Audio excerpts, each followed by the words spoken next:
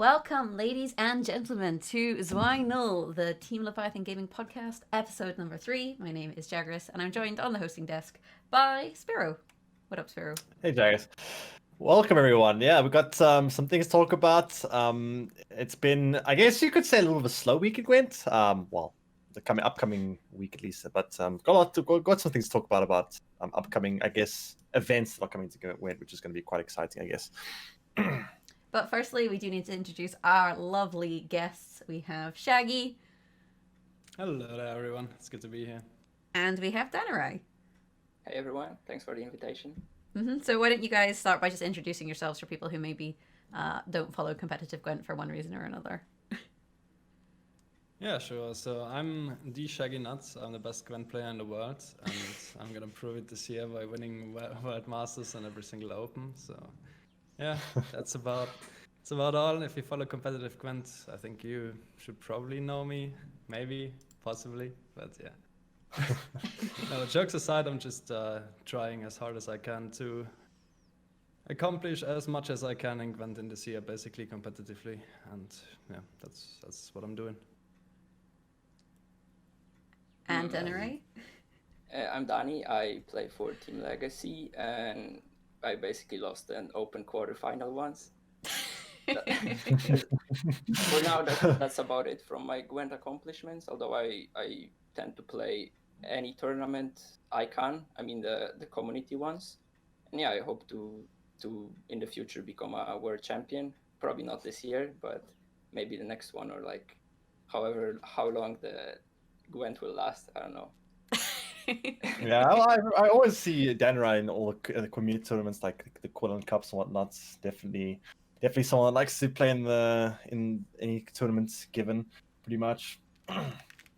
Speaking of tournaments given, we do have the TLG Invitational coming up soon, so that's going to be an exciting community tournament, biggest community tournament, I believe. That's pretty much going to exist, I think, coming up in. I mean, it's good. It's the previous one was the biggest one, so I can only assume this one will be bigger and better. It's gonna be so more chance for people to. Are you going to tell everyone it's next week? This is what you did last time. It was like, oh, and the TLG Invitational, which is later this month. It's in July, by the way. Yeah. I kind of might have mixed up the dates, but yeah, July. Still a while away, but definitely something you should put in your calendars and mark that down. Okay, so in terms of last season, I think we should start with qualifiers. Just because I know, Shaggy, you love a good qualifier, don't you? Oh, I certainly do, Jack. Yeah, I mean, for anyone who doesn't know, in all four of the last qualifiers for the Open number 1, I placed in the top 4, and in the very last one, I actually managed to qualify. So definitely quite a journey there. Yeah, that's definitely. I mean, I'm curious from your perspective. Were you like super nervous going to the last qualifier because of the fact that you were so close in all the other ones that like this was kind of like your last chance for the first Open to get in? Was it like any more pressure on you on this the last top 64 qualifier, or did you kind of just treat it like any other qualifier?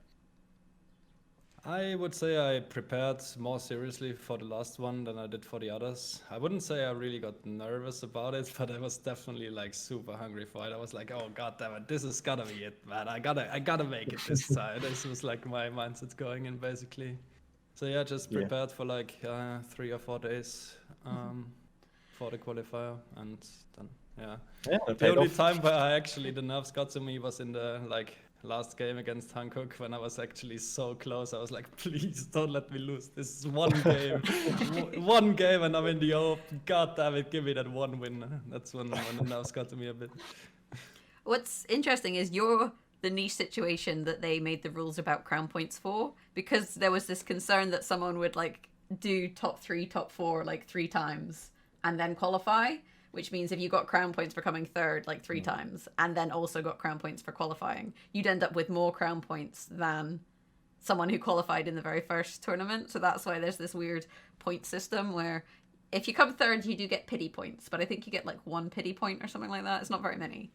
Yeah, I don't really like the system as it is right now. Basically, you get, I think, 5 crown points for placing first in a qualifier and 4 for placing second. But if you place third or fourth, you only get 1 single crown point. and only your best finish matters. So, for example, say I would not have made it in for placing top 3 in, or like top 4 in 3 qualifiers. I got like 1 single crown point for all 3 put together, while like somebody who qualifies once gets 5 or 4 immediately. So I think there's like a bit of a disparity there, and I don't think it makes a lot of sense that 3rd and 4th place basically get just scraps, and the qualifying people take home the lion's share of the crown points anyways, right? Like they are qualified anyways, they don't really need the extra crown points on top. It's more for the third and 4th place that are missing. Yeah, it's a tricky one though, because if you have a situation with crown points where if you qualify, you're not competing anymore, then you can't then gain more crown points from coming 3rd or 4th, and that was the situation I think they're trying to avoid, is, you know, punishing people who qualify early, I guess. It's a difficult situation though to like do it in the best way that kind of benefits everyone, and at least now we're getting crown points for 3rd and 4th, whereas last season we didn't. Yeah. It's definitely it's I'm not sure what the best solution would be for it though, because as mentioned, like it's kind of not easy to, if you give too many crown points, then I suppose that's as Jaggerous mentioned, if someone does, as you did, qualify or place quite highly in all of them and then only qualify in the last one, then you get a lot of crown points, whereas someone else that maybe qualifies early on doesn't get the opportunity to get those crown points either. So I'm not 100% sure what the best approach would be to kind of rectify that if they were to change it. Yeah, my suggestion to fix it would not be that you like get multiple like crown points for multiple top 4 finishes. For example, like if you place top 4 in all 4 qualifiers, you shouldn't get more than someone who placed top 4 in just one. What I think should be the case is that like the top 4 all get like a set amount of crown points. Like for example, everyone who places top 4 in at least one of the 4 qualifiers per open gets 4 or 5 crown points or whatever, like something like that. Because it doesn't, like, there's not as big of a disparity between 1st and 2nd and 3rd or 4th as there is now. Yeah. So instead of rewarding someone who, like you did, came 3rd or 4th like a few times, just make it so that everyone who comes 3rd or 4th gets like 3 points or something along those lines. It's an interesting argument, I think. Like you can kind of make cases for different ways. We'll have to see at the end of the season how much these crown points play into the final result. You know, if it happens to be that the person who qualifies is like 10 crown points above the previous person, then maybe it doesn't matter. But when it's 1 or 2 crown points, that's where it could have had a big impact. Yeah, I have another question for Danirai. Obviously, the new patch just came out. What are your thoughts on the latest changes? Do you think do you think they're obviously it's relatively small compared to previous ones, but how do you feel about the coming changes, all the current changes? I mean, I always like when they're buffing the cards that don't see any play. But I think the only significant changes this patch would be drill, which also doesn't change much, right? Like you downgrade one card and it's still gonna be played in every syndicate. And then there's the nice change for the purify cards. So basically cards like Ida, Queen of the Night, they basically are 6 provisions now, not 7. I think, and I think this is sort of a change that can actually matter. Like, I could see, for example, I don't know, playing Queen of the Night or Ida instead of the 5 provision factional purify now, because you just have like an optional melee row second ability. So yeah, I think that change is cool, and the other ones are kind of whatever, right? Like no one plays Prophet Lebioda or any of those like troll cards. Yeah, they kind of like to do it. They kind of just like they do some change, and every now and then they buff these cards that see no play. They still don't see play until eventually they buff it enough, and the card sometimes eventually will start seeing play, which I guess they might do a couple of times with things like Prophet Lebioda and whatnot. But I also like what you mentioned with the fact that they're buffing cards like Ida, these Purify cards, because they were in a kind of weird spot. They were in this kind of position in the deck where a lot of the time you want to make your deck very high provision cards and very low provision cards, and these tech cards, these like 6-7p cards aren't often very good. They try to buff things like locks recently. They put most of them down to like 6 provisions, which was quite a good change. And it seems like they're doing the same thing with these Purify cards now, which I actually quite like. Makes them have more, spots, easier to fit in the deck and more worthwhile. When you look at the provisions, though, you know, these cards used to be 7 provisions, and then Tunnel Drill was 6 provisions. So when you think about, like, what do you get out of the provisions? You had Tunnel Drill at 6 provisions, you know, doing Tunnel Drill things. And then you have, like, these cards at more provisions, 7 provisions, doing far, far less. And now they've kind of just traded places. I still think Tunnel Drill is a fantastic card, and I think it's still, for the provision, like, 1 provision is nothing. Yeah, Really. they'll find a way to put it just to keep the deck the same and still put it in. Basically, it's still a very good card. Yeah, Shouldn't and change too much in Syndicate. I don't know. I'm okay with Syndicate being good. I feel like Syndicate's one of those factions. I don't know about you guys, but I'm okay with Syndicate being top of the meta compared to some of the other factions, because I feel like there's at least a level of skill with money management and stuff. Maybe it's too good, but opinions. Yeah, I mean, Syndicate. I mean, what I think we had in the first. I remember I can't remember which qualifier. One of the qualifiers, I think it was top 16 qualifier. I think Syndicate was 100%. At least Line Pocket Syndicate was 100% bring rate. That's a word. Literally every single player brought it. Yeah. Which is quite high, and that doesn't often happen where you have like every single person bring the exact same pretty much deck. I mean, obviously a few minor changes, but for the most part the same deck. So definitely a high performing deck, and I expect it probably will still do quite well this season. Not much is going to change, I think, this season. The meta should still remain mostly the same, I think. I don't know. Do you guys think there's going to be any changes in the meta? Do you guys are there any like decks that you guys have on your radar that you think might have benefited from some of these changes? I don't think there's gonna be like much different to last meta at all. I think the changes from the patch were just too insignificant in terms of the top tier meta decks. Like none of the buffs seem like they bring a different archetype or an entirely different deck to life. And none of the nerfs de-nerf to Syndicate is not significant enough. So I would expect basically exactly the same meta with maybe slightly different deck choices here and there. Yeah, I would say even if there are like no changes or very little changes, if another season will be played on the same patch, people will somehow find a way to make something new. Like I could see, for example, the trap deck being more popular because it had pretty good scores at the end of the season, and at first Skoya seemed like the worst faction, at least for me. And also people could play the deck Specimen played, like, you know, the Shield Wall Witchers. I think he had a pretty good score, and it is something that you don't often see, and people tend to just play with decks that are like fresh and new. The best example would be the Nova Cloggers from like 2 seasons ago, where basically 70% of the ladder played it just because Sirinova was never a good card, so everyone just wanted to see what the hype is about. Yeah. Plus, like, Sucrose now has pirate category, so maybe we'll see pirates. I don't know. I feel like in the past when we've had patches or new seasons where nothing has really changed, I think there was one period of time where it was like 2 or 3 months without any significant changes, if at all. And the meta still kind of evolved in that period. But it depends on the state of the meta at that point, right? Because if you feel like Syndicate, for example, if people are arguing whether it's like tier 0, like it can't really be beaten easily, then that's maybe not possible, but we'll see. I don't know. I feel like people will get sick of playing Syndicate. Plus, you have to play more than one faction.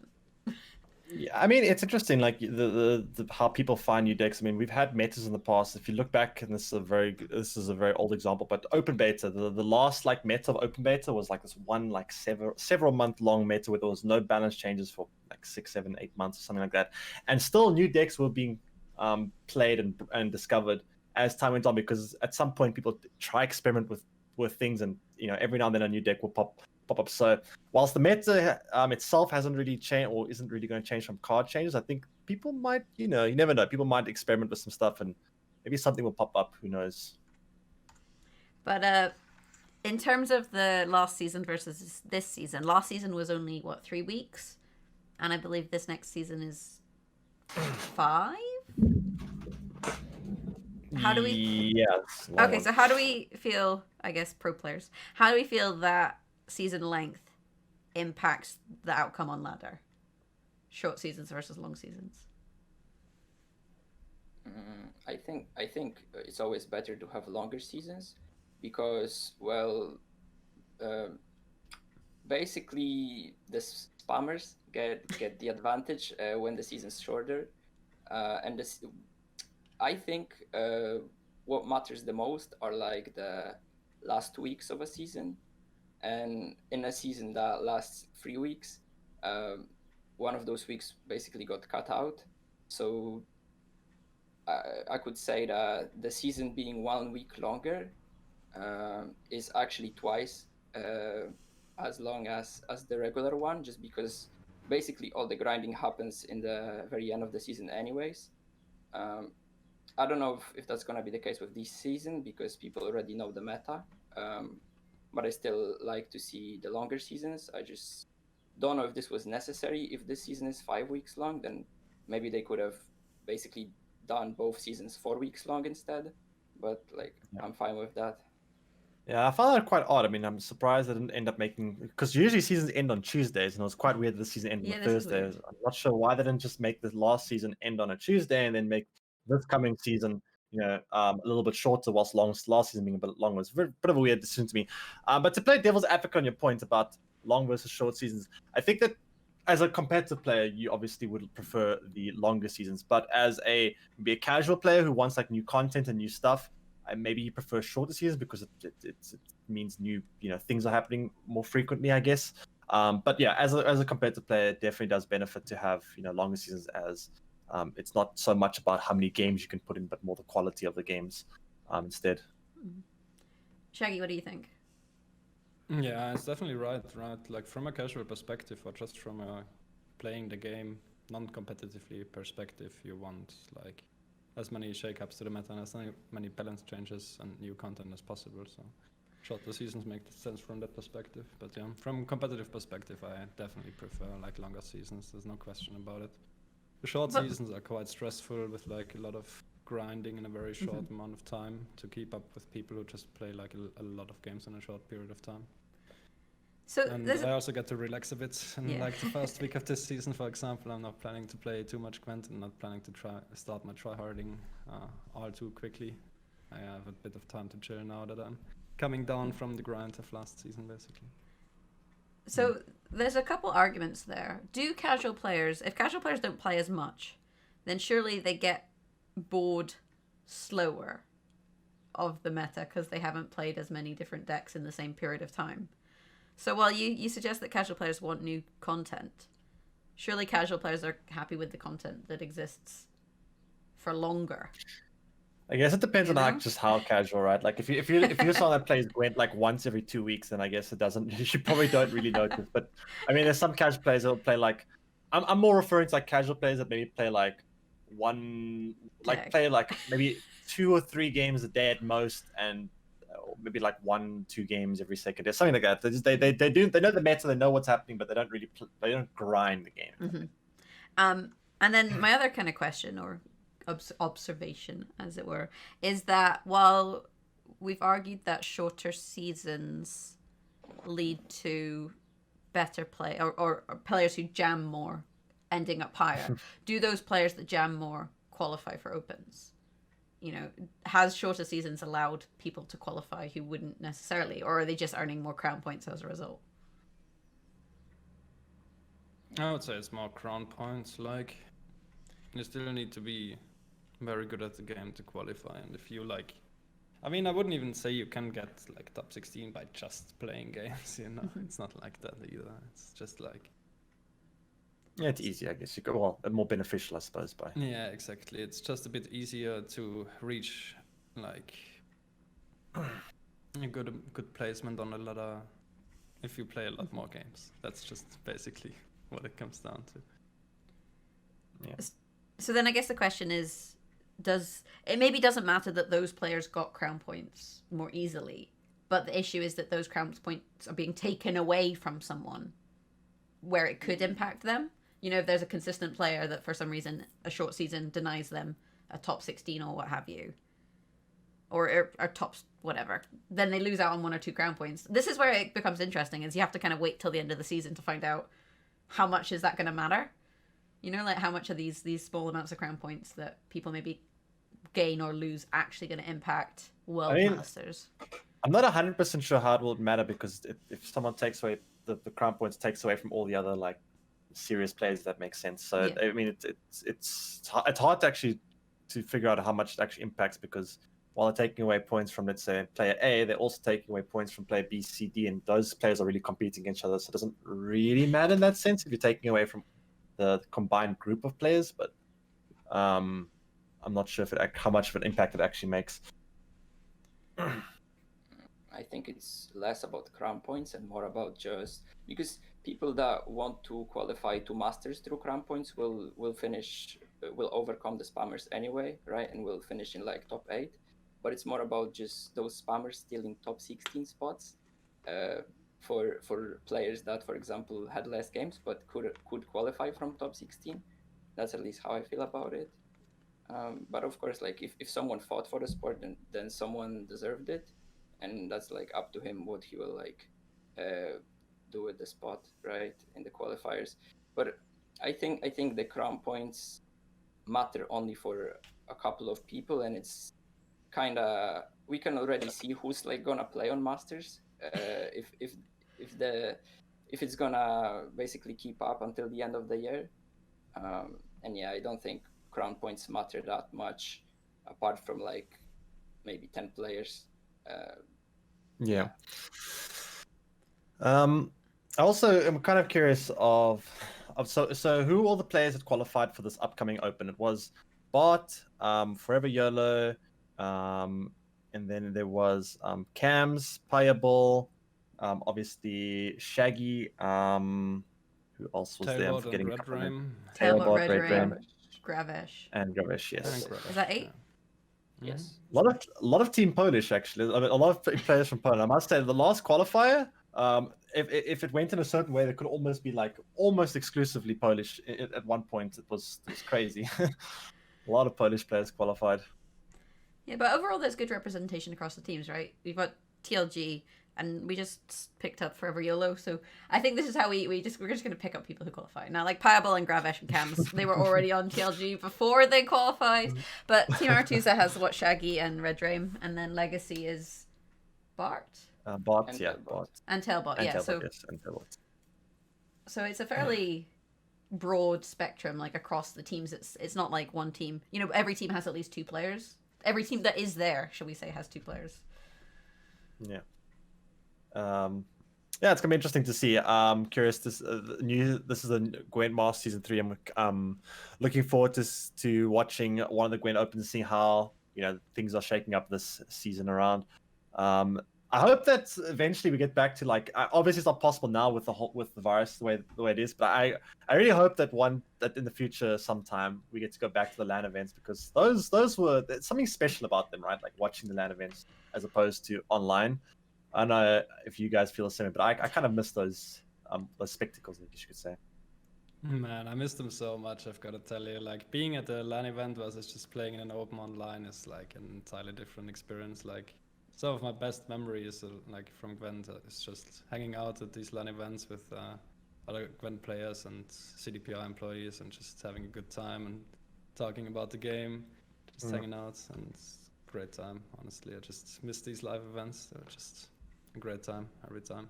Yeah, if you speak to anyone who's been to a Gwent event, either a caster, CDPR, players, as a fan, they're always so much fun just from a social perspective. Like, it's good just to hang out with other Gwent fans and, drink a beer and play board games. And, like, there's a lot of that sort of thing going on. Or, like, hang out in someone's hotel room and play Mario Kart, and these kind of things happen. It's not just,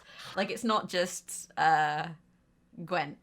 Whereas I feel like the online format, you lose a lot of that.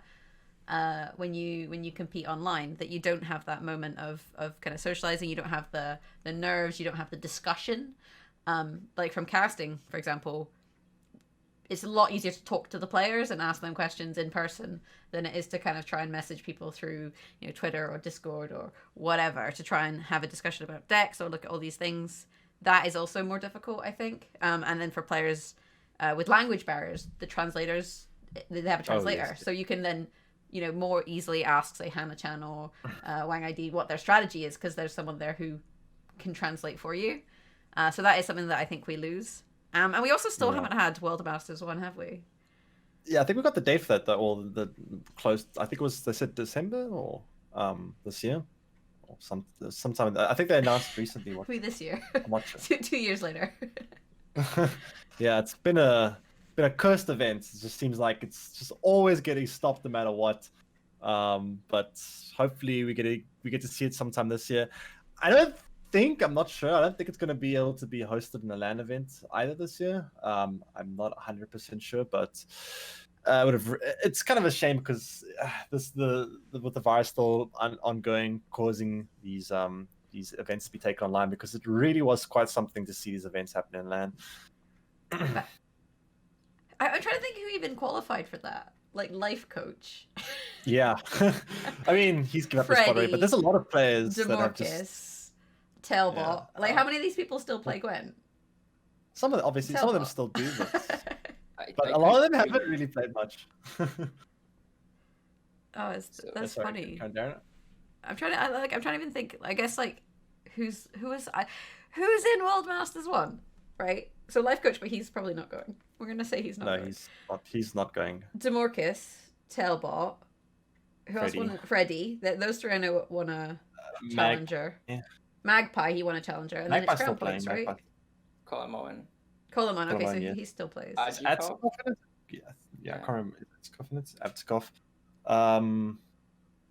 I think Pro Neo is going to go back in. I think because the whole ban is now. Yeah, how does that work? After its expiration date, I guess you could say. So he wasn't going to go because of his ban, but his ban has now expired. That can't be how it works. For like 1 year. Yeah, they banned him from competitive events for 1 year, but within that 1 year, World Masters 1 was not held. So I suppose technically he gets his spot back now. Is that how it works? Such a weird one. I would love it. That's how it works. That's just hilarious. But then who loses their spot? Like. That's the question. Well, the spot that was going to get taken from, it was kind of funny. The spot that was going to get taken from Life Coach, I think, was initially going to go to, Pro Neo was first on the line, but he got banned. So then it went down to Hannah-chan. But then because of the virus situation at the time, Hannah-chan couldn't go. So then it was going to go down to Casper, and the whole event got cancelled. Now we go back up the line back to Pro Neo, I guess. Could you imagine? No, he'll get banned before then. It's a long time. That's a joke. Just a joke. I feel like I need to clarify that by being like, that's just a joke. I don't know. I think competitive Gwent's a weird one. Like, it goes so quick. I feel like you forget everything that happened. Would you agree? Like, if you ask me who won, actually no, Pireball won. Pireball won World Masters last year. But like, if you ask me who played, at least for me, because I watch so many events and I'm involved in so many events, they all just blur together. Like, I have like brief moments of memories from different events. I don't know. I kind of remember quite a few of them. It's just the Gwent scene has changed quite a lot. There's a lot new players nowadays, and the scene is definitely different players, different top tier players. That some are still the same. Obviously, we do see a lot of veterans like Kulamone still playing Gwent, but there's definitely a lot of new blood in the scene for sure. Oh, that's a good question though. How do you guys feel about old Gwent blood versus new Gwent blood? Shaggy, you're officially old Gwent blood at this point, just for the record. I guess you kind of played a bunch that disappeared then came back, so you can't be new blood even though you're kind of returning. I would say I'm both old and new blood, right? Like, I used to be old blood, but then I quit the game and then I returned to the game after a few months. So then I was like, I'm technically new blood again, right? Yeah, some people wouldn't even know about the hashtag nuts for Shaggy. They'll be like, what is this? Do you know about that, Spyro? Not quite. I do remember. I was playing back in the day when Shaggy played the first event, like way back in the day. But I can't remember. I don't recognize the hashtag.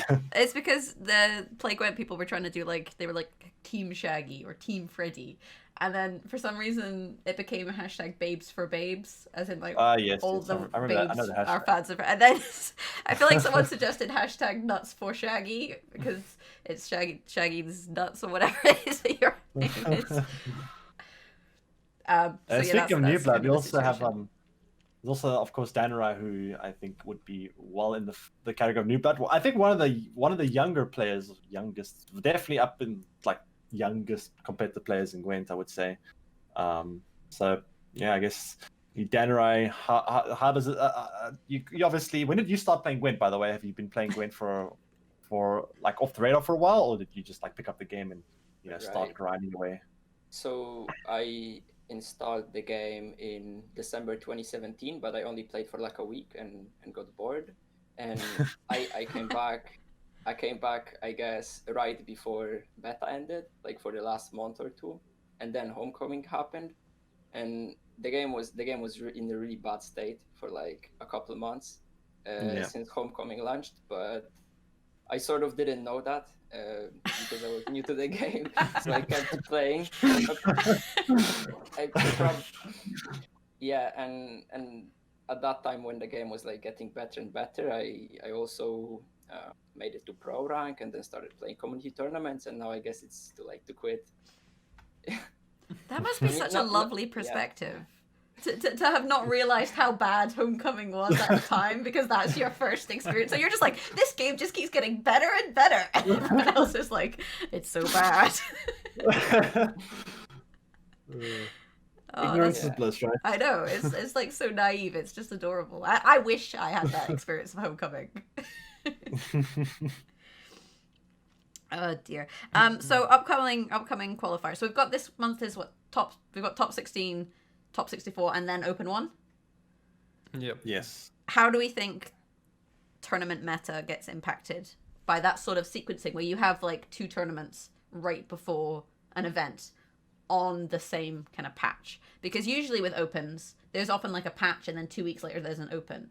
Like in a lot of the cases when there's been these sorts of events, there's not been a lot of tournaments right before it. Yeah. Yeah, I kind of whenever these these qualifiers happen, what I think usually happens is there's always these decks that are quite out there. Some of them are so out there no one actually even dares try them on ladder. But sometimes it's a deck that makes just enough sense that people they see it in a tournament and then suddenly like ladder gets kind of filled with that deck. And you saw this happen with I think Tailbot's it was like a Maddox Skellige deck a couple of last season or no season before last season, and then a lot of people tried it on ladder and it did perform kind of well on ladder. Some people got some good scores with it, and I do think that it's that especially the top 16 qualifiers kind of also in a way shape the meta for top 64 qualifiers. People get ideas from it. People like when they prep for the top 64 qualifiers, they kind of think to themselves, all right, what do people bring for the top 16 qualifiers? They go through the deck lists. Okay, there's a lot of this deck, there's a lot of this deck. Let's get an idea of what we want to maybe ban or how we want to build our decks. And I think that's also might also somewhat follow through or carry over somewhat into the open. But yeah. Actually, the deadline to send deck lists for open is like a week before the open happens. So it's basically the same day that a winner of top 64 is known. So Oh, interesting. Okay. yeah, and I remember when I was sending my decks, I basically looked at what Coleman brought because he won the qualifiers, and I took his deck list. Is that your strategy? Salty net deck. Yeah, I wasn't like very well prepared for the open for that reason.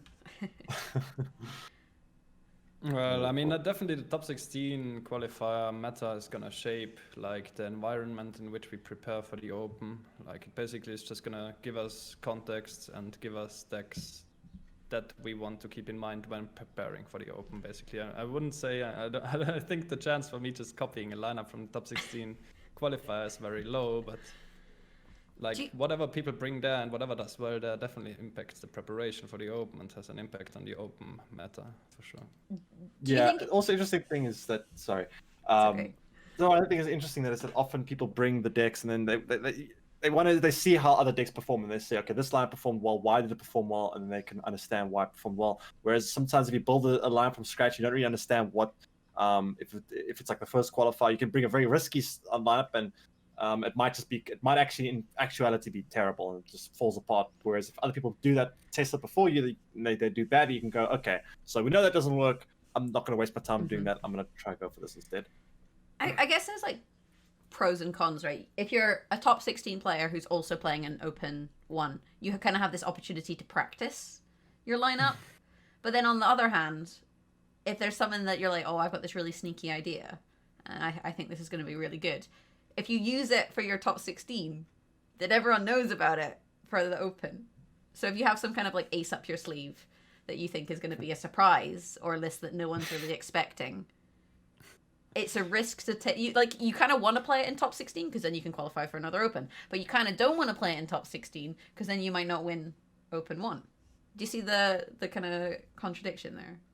Yeah, it's definitely there. Like, you can treat the top 16 qualifiers basically like a round with training wheels on, right? Like, you get to try your lineup for the open, see if it actually works or not. But as you said, if that is like a kind of revolutionary idea or something like pretty spicy, something that people like you're trying to catch people unaware with, and giving it away in the top 16 qualifier is not a great idea, and you might just want to keep it secret and keep it like in-house testing basically.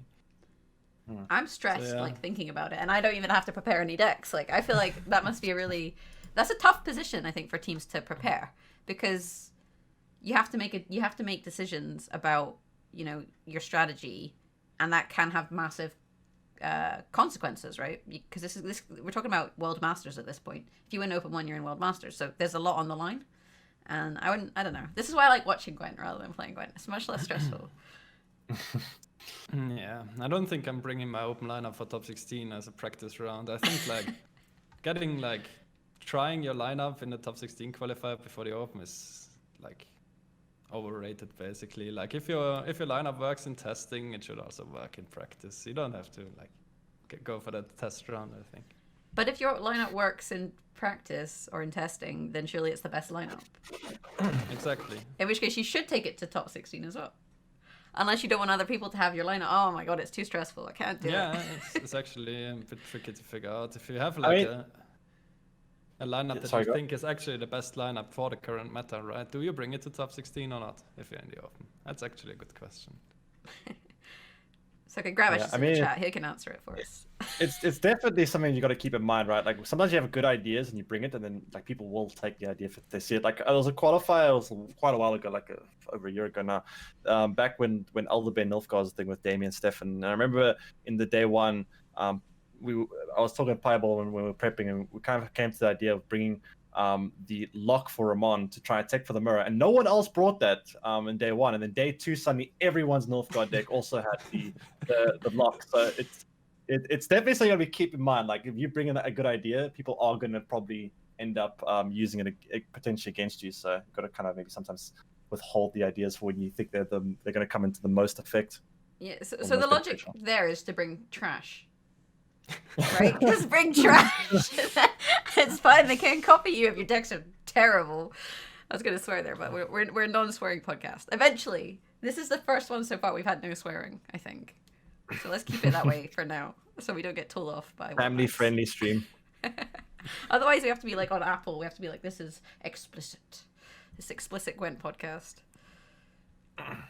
So if you're going to bring trash decks, what do you bring? That's the question. What's your lineup, Danirai? If you're bringing exclusively trash decks, it has to be Enslave 7, the cherry on top. And then I guess I could figure something out with those like bad leaders. You know, there's Invigorate, there's Stockpile. Yeah, it sucks for your opponent that he has to ban one of those decks, though. Like, you'd probably want to face all of them. Don't ban anything. Say, I'm not going to ban anything. That's why the fourth deck in your lineup is just going to be a Zwei, so they know what to ban and they don't have to feel bad. Yeah, honestly, that's a good strategy when you're like memeing, because then you get you're basically assured they'll ban this deck, right? Like taking a ban magnet. But yeah.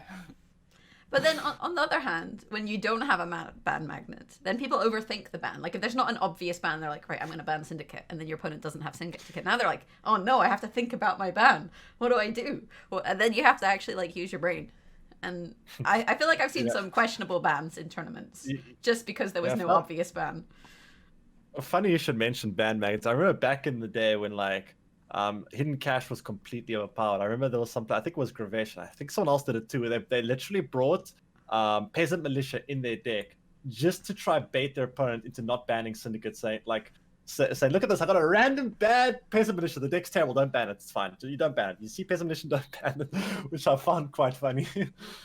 So you're saying that they was should... amazing. I saw those deck lists and I hadn't cash, but So what you're saying is bring lined pockets, but put some trash cards in there to bamboozle them into thinking that it's not really, really good in spite of the trash cards. I like it. Ravage did it, actually. The last Yeah, he did qualifiers. that. He had like a full provision filler card as well. As in the one that he won, like the one that he qualified for. Yeah, the one he won, I think. Oh, but Gravish, he Wait, can't what was use that that for? strategy twice though. We've just discussed that. Like he's shown his cards, but like he's shown the strategy, so now you can't reuse it. yeah, it should work again. People are gonna fall for it again and again. But then, like it could be you have that moment where you're like, but is this an actual good strategy? Like, is Peasant Militia secretly good? No, it's not. I can assure you it's not. Yeah, but then like there'll be people on Pro Ladder who are like, oh, this is genius. You know, they'll completely overthink it. It'll be like, but the reason that this is good is this very niche scenario where somehow it like benefits you way more than it should. You would have to be really gullible to think Peasant Militia is actually good. Oh no, it's like a worse wolf pack even, and that's not a good card to begin with. No, listen, you use it to boost one of your cleaver's muscles up to 7, so your front row doesn't get ignited after your cleaver gets removed. And Oh, you can also It's- use it to play around Bloodthirst for iced. yeah, exactly. It's genius tech. I really hope we see Peasant Militia at some point now. We've got like 3 tournaments this month, so someone's gonna have to do it. It's not gonna be me, sorry. Shaggy, I'm disappointed in Don't you. look- It's almost as if you want to win or something. Yeah, Try hard. almost does sound like that. Spyro, you're gonna have to take one for the team. No, I'm not. Danirai can do it. Danirai can do it. I didn't It's It's qualify. decided. I'm not even gonna play in the top 64 this month, actually. So I can't do it either. Yeah. Oh no. All right, next month you can do it. You like memeing anyway, right? I'm upset, you guys. Now I'm gonna have to qualify. Like, Oh, this Jaggerous is- Open. I know, right? What is this? No, you're not allowed to play in events if you cast them. So no Jaggerous Open. You can bring Peasant Militia in all your decks to make I it will. fast. It'll be like that token for. It's 4 provisions, right? This is why it's not 4 provisions.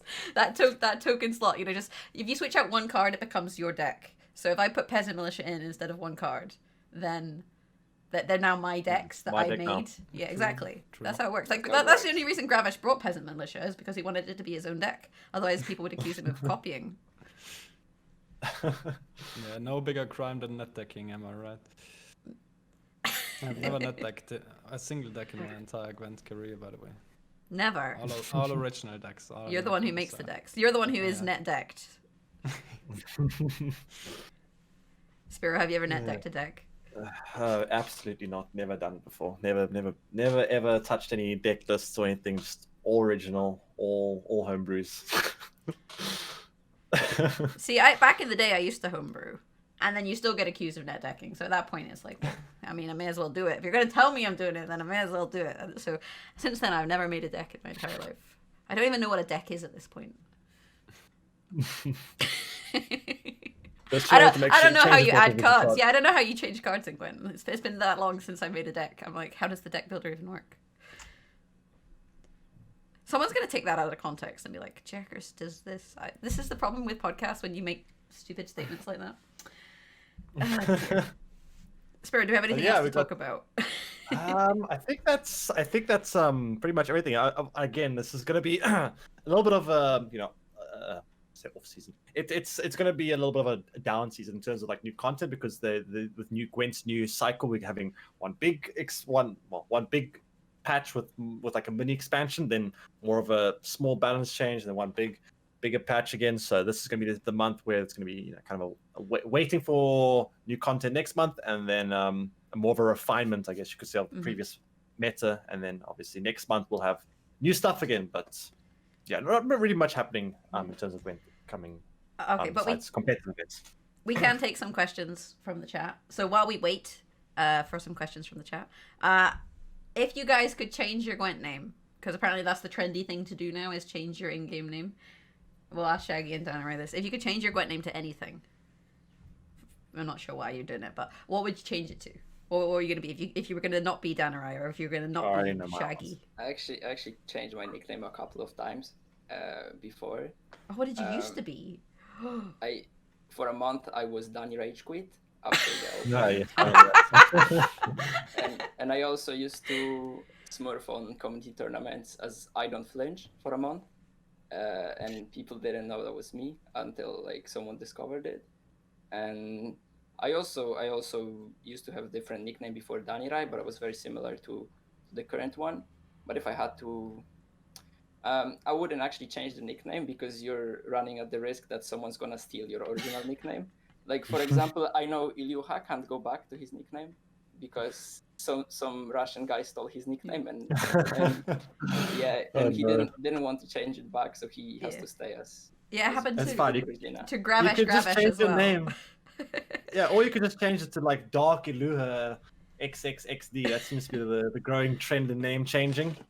No, as soon as Gravesh changed his name, and bear in mind his name is Gravesh. It's not even Gravesh. But as soon as Gravesh changed his name, someone was like, "Oh, I'm gonna be Gravesh now." So if he ever goes back, he's gonna have to be like Gravesh or something like that. Gravesh times 3. Yeah. Shaggy, what would you be? I would never change my name, honestly. My name is too good. I'm too happy with my name. It's quite iconic, to be fair. Yeah. No, I am the Shaggy Nuts. I can't be anyone else anymore. It's too late at this point. Everyone knows that I'm the Shaggy Nuts. I know that I'm the Shaggy Nuts. I can't be anyone else. It's like your brand. Someone is just gonna yoink my name anyways if I change it, so I literally cannot change it. I would yoink your name if you changed it, to be fair. Exactly. See. And then it'd be like musical chairs, and someone else would be. You got a good Jaggerous, and suggestion. it'd get weird. What is the suggestion? You got a good suggestion from Cyber saying you can always change it these Shaggy Nuts. Oh. These Shaggy Nuts, fun times. Do we have any questions from the chat, or did they get like bamboozled by our discussion about name changing? Bamboozled. Chat got bamboozled.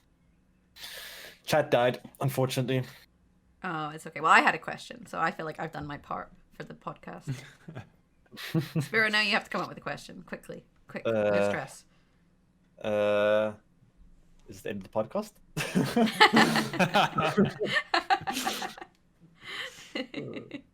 Okay, well, if there's no questions, then I guess we can kind of wrap things up for this week, or this. I say this week as if we're going to be on next week. This podcast, but this has been Zwei, Null TLG podcast episode 3. You can find us where all good podcasts are found. I don't know where you find podcasts, which is a thing like iTunes, I guess, and Spotify, probably. So if you're following us on there, then continue, and if you're not, then follow us. If you want to follow Shaggy, where do people follow you? People can find me on twitch.com/shaggyccg. They can find me on Twitter under the same name, and yeah, that's about it. Did you just say twitch.com? Twitch.tv. I did just say twitch.com, didn't I? Yeah, that was like... Now that you pointed out. That's weird. I thought you would let it slide, but no. Apparently... I'm astute like that. Found out. I did say twitch.com. Oops. Where can people find you, Danirai? Currently only on Twitter, as I don't stream. Twitter, it is Danirai_Gwent, and yeah, hopefully on Twitch the same name in the future, as I have the camera now, so I could stream some. Yeah. Don't do it. Spyro, would you recommend streaming Gwent? Here's a question. Just mute chat. Let's put emote only mode. There we go. Is that better? I don't know. I feel like that's possibly worse. Because then you just have people just spamming emotes at you. Well, is that better? Is that the fact that is better than your chat? I think says a lot about the quality of your chat. That you would rather have them only being able to speak in emotes. I mean, we got some good emotes at the end. You just make an emote mod, and then you get some good emotes, and then you get some. Then you don't mind the spam as much. Unless they're demon spams, and then it's demons and weep spam. That's kind of bonkers. Weep spam. And on that note, I guess we'll just wrap up the podcast. So yeah, make sure you follow us on whatever platforms. You know where to find Shaggy and Danirai, and we'll be back. I guess. We're not doing a meta report one, are we? Because the meta's not changed enough for us to do a new meta report. We'll be back Yeah, when it's fine. something happens. That's We'll add one deck in and call it a I want day. to do another podcast about one deck. Yes. Why are you doing this to me? Ugh. Anyway, we'll be back soon. Thank you so much for watching. And now we all smile and wave at the camera and say bye. Bye bye. Bye.